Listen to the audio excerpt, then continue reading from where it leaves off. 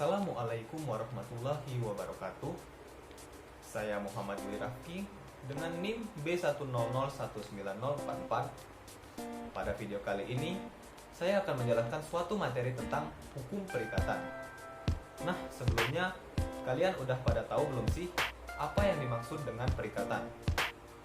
Jadi teman-teman, perikatan adalah hubungan hukum antara dua orang atau lebih, terletak di dalam lapangan harta kekayaan di mana satu pihak berhak atas suatu prestasi dan pihak yang lainnya berkewajiban untuk memenuhi prestasi itu.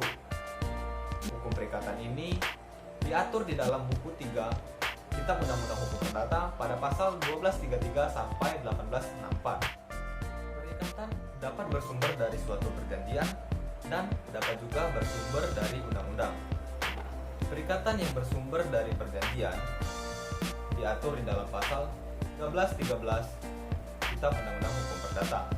Sedangkan perikatan yang bersumber dari undang-undang dibagi menjadi perikatan yang bersumber dari undang-undang saja yang diatur dalam pasal 1352 KUH Perdata dan perikatan yang bersumber dari undang-undang sebagai akibat dari perbuatan manusia yang diatur di dalam pasal 1353 Kitab Undang-Undang Hukum Perdata.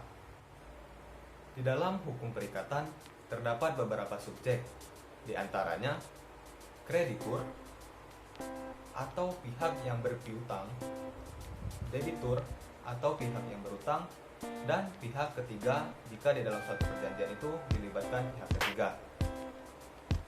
Sedangkan objek hukum perikatan adalah prestasi, di mana prestasi itu dapat berupa berbuat sesuatu, tidak berbuat sesuatu, atau memberikan sesuatu. Dengan syarat, objek tersebut harus tertentu atau ditentukan, objek tersebut diperkenankan atau diperbolehkan, dan harus mungkin dilakukan. Nah, teman-teman, perlu kita ketahui bahwa di dalam lapangan hukum perikatan sering kali terjadi one prestasi. One prestasi adalah keadaan di mana salah satu pihak yang terlibat di dalam perikatan tidak memenuhi prestasi yang telah diberikan. Buat prestasi itu dibagi menjadi beberapa macam ya. Yang pertama, tidak melakukan prestasi sama sekali. Nah, dalam hal ini pihak yang berkewajiban untuk memenuhi suatu prestasi atau yang biasa kita sebut dengan debitur tidak melaksanakan prestasi yang telah diperjanjikannya sama sekali. Sedikitpun ia tidak melaksanakan prestasi tersebut. Yang kedua, melaksanakan prestasi tetapi tidak penuh. Nah, dalam hal ini berarti debitur itu telah melaksanakan prestasinya namun tidak penuh atau tidak sesuai dengan yang telah diperjanjikan. Yang ketiga, terlambat melakukan prestasi. Maksudnya, debitur telah melaksanakan prestasi sesuai yang diperjanjikan namun dalam waktu yang terlambat. Nah, yang terakhir nih, melaksanakan sesuatu yang di dalam perjanjian itu tidak diperbolehkan. Agar teman-teman lebih memahami tentang one prestasi, yuk mari kita simak contoh kasus berikut ini.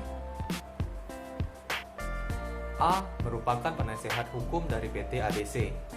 Nah, pada perjanjian kerjasama antara A dan PT ABC telah disepakati bahwa A mendapat upah jasa advokat sebesar 100 juta rupiah yang harus dibayarkan oleh PT ABC setiap tanggal 12 Juni dan 12 Desember tiap tahunnya.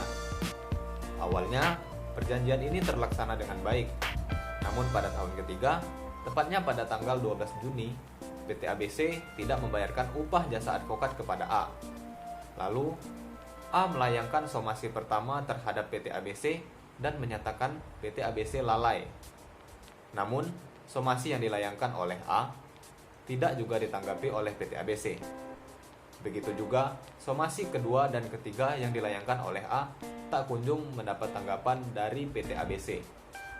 Dalam hal ini, PT ABC dapat kita katakan sebagai pihak yang melakukan one prestasi. Maka dari itu, A dapat mengajukan gugatan one prestasi kepada pengadilan terhadap PT ABC.